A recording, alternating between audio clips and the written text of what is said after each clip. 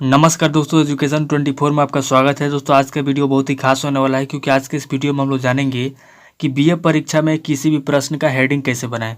दोस्तों एग्जाम के अंदर जो लॉन्ग क्वेश्चन होता है उसका उत्तर लिखते समय उसका हेडिंग लिखना बहुत ही ज़रूरी होता है। अगर आप किसी भी लॉन्ग क्वेश्चन का उत्तर लिख रहे हैं और उसका हेडिंग नहीं लिख रहे हैं तो दोस्तों आपको ज़्यादा नंबर नहीं मिलता। इस बात को आप अच्छी तरह जानते हैं।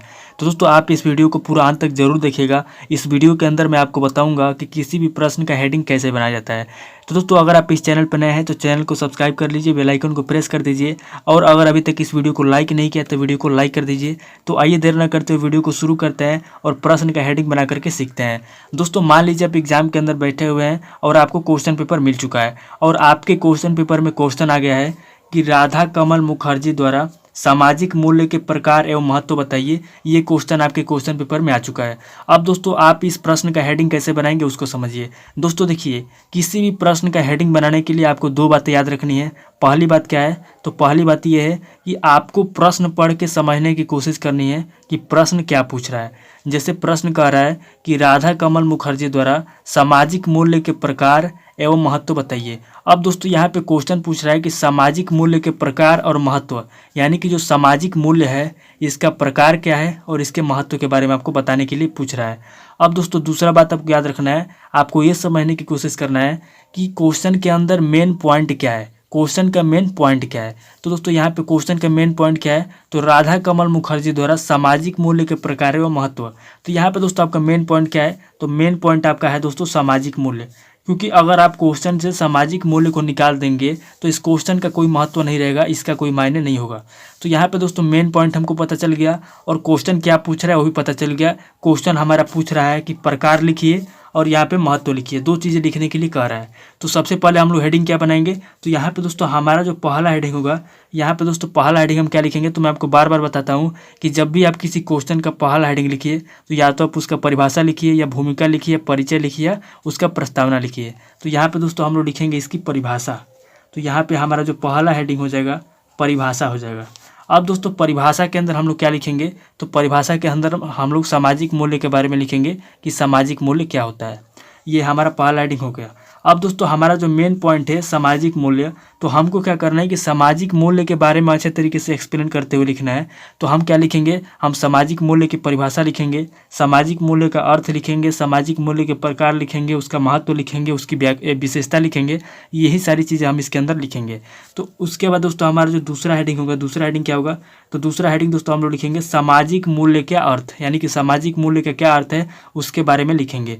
चूँकि क्वेश्चन के अंदर आपका क्या पूछा है? क्वेश्चन के अंदर आपका पूछा है कि प्रकार बताइए और महत्व बताइए। लेकिन अगर हम क्वेश्चन के अनुसार डायरेक्ट इसको लिख देंगे कि सामाजिक मूल्य का प्रकार क्या है और सामाजिक मूल्य का महत्व क्या है, तो हमारा कितना हेडिंग होगा? हमारा दो हेडिंग होगा, सामाजिक मूल्य का प्रकार और सामाजिक मूल्य का महत्व।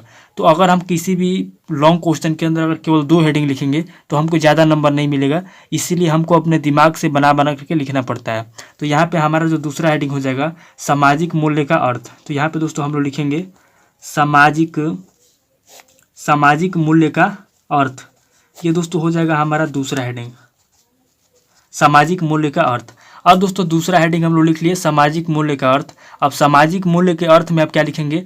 तो सामाजिक मूल्य का जो भी अर्थ होता है समाज के अंदर, यानी कि जो सामाजिक मूल्य होता है, व्यवहार होता है, उसके बारे में आप यहाँ पे लिखेंगे कि सामाजिक मूल्य का अर्थ क्या होता है। अब दोस्तों तीसरा हेडिंग आप क्या लिखेंगे? तो हम लोगों ने सामाजिक मूल्य की परिभाषा लिख लिया, सामाजिक मूल्य का अर्थ लिख लिया। अब दोस्तों क्वेश्चन के अंदर जो मेन पूछ रहा है आपका प्रकार और महत्व, इसको हम लोग लिखेंगे। तो इसको किस तरीके से लिखेंगे? तो इसको दोस्तों हम लोग लिखेंगे सामाजिक मूल्य के प्रकार। इस तरीके से हम इसको बना करके लिखेंगे, सामाजिक मूल्य के प्रकार।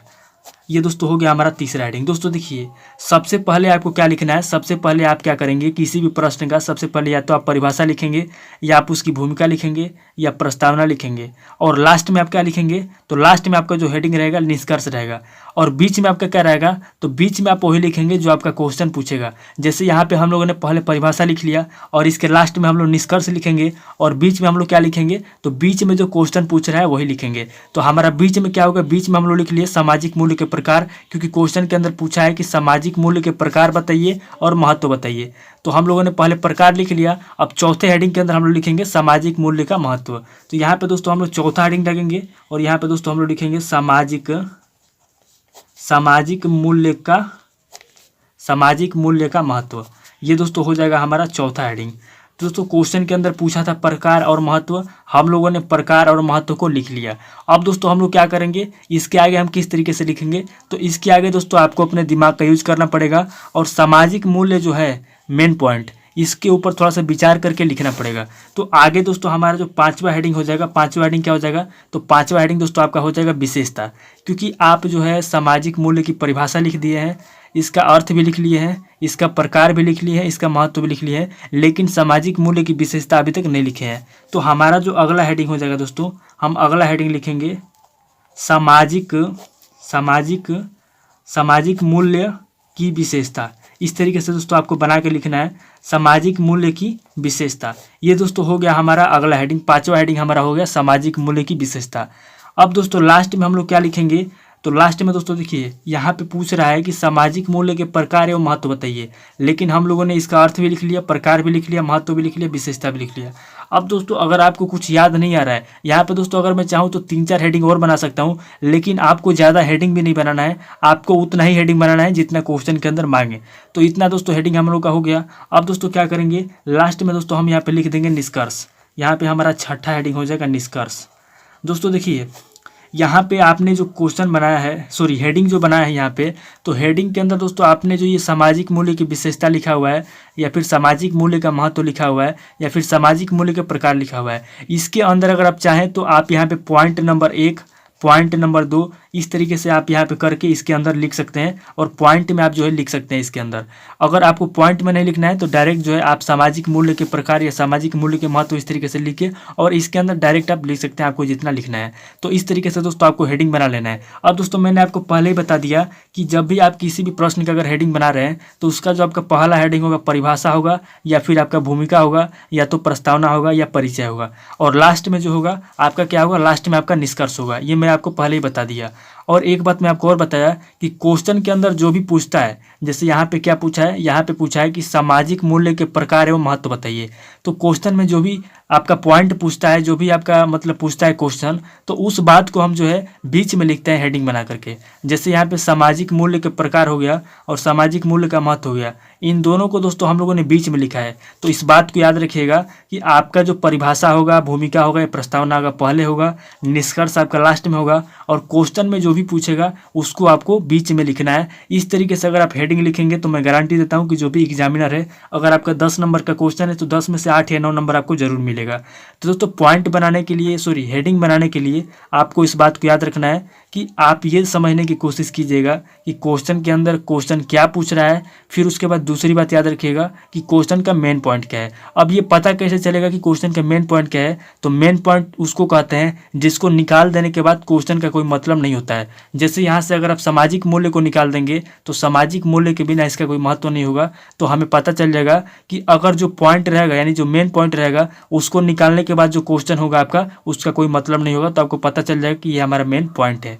तो दोस्तों इस तरीके से आप जो है किसी भी प्रश्न का हेडिंग बनाएंगे। तो आज इस वीडियो को मैं यहीं पे स्किप करता हूँ। आपको ये वीडियो कैसा लगा कमेंट करके बताइए, और नेक्स्ट वीडियो आपको किस टॉपिक के ऊपर चाहिए कमेंट कीजिए। थैंक यू दोस्तों।